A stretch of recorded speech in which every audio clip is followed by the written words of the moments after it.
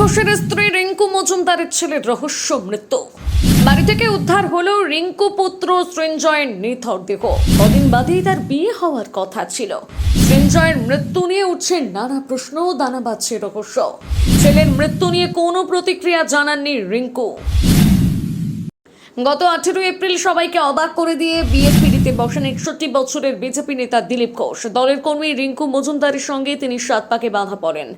দিলীপ রিঙ্কুর বিয়েতে পরিবারের সকলেই কম বেশি হাজির ছিলেন, কিন্তু মায়ের বিয়েতে ছেলে প্রীতম ওরফে সৃঞ্জয় দাশগুপ্ত ছিলেন না। তারপর থেকে বিভিন্ন মহলে বিষয়টি নিয়ে নানান জল্পনা চলতে থাকে। রিঙ্কু দাবি করেছিলেন ছেলে সৃঞ্জয় তার বিয়েতে সম্মতি দিয়েছেন, কিন্তু মায়ের বিয়েতে কেন ছেলে এলেন না তা নিয়ে সংবাদ মাধ্যমকে প্রশ্ন করলে রিঙ্কু সেদিন এড়িয়ে গিয়েছিলেন। মায়ের দ্বিতীয় বিয়ের 25 দিনের মাথায় ছেলের রহস্য মৃত্যু ঘিরে বিভিন্ন মহলে প্রশ্ন উঠছে।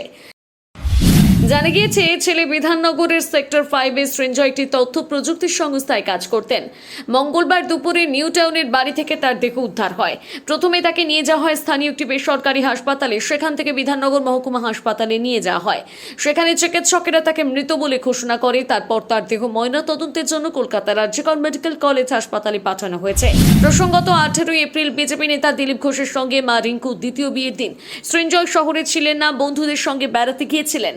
তবে সংবাদ মাধ্যমকে সেদিন সৃঞ্জয় জানিয়েছিলেন কলকাতায় ফিরে মায়ের সঙ্গে দেখা করবেন, দুজনকে উপহার দেবেন, মায়ের নতুন জীবনের জন্য শুভেচ্ছাও জানিয়েছিলেন। স্বামীর সঙ্গে বেশ কয়েক বছর আগে রিঙ্কুর বিবাহ বিচ্ছেদ হয়েছে। দিলীপ ঘোষের সঙ্গে তার বিয়ের দিন ছেলে সৃঞ্জয় সংবাদ মাধ্যমকে বলেছিল, গত 13 বছর ধরে মা পারিবারিক দায়িত্ব পালন করেছেন, মা এবার নতুন জীবন শুরু করেছেন, মায়ের জন্য আমার শুভেচ্ছা রইল। পুলিশ সূত্রে জানা গিয়েছে সোমবার রাতে নিউ টাউনের ওই বাড়িতে একটি পার্টি হয়।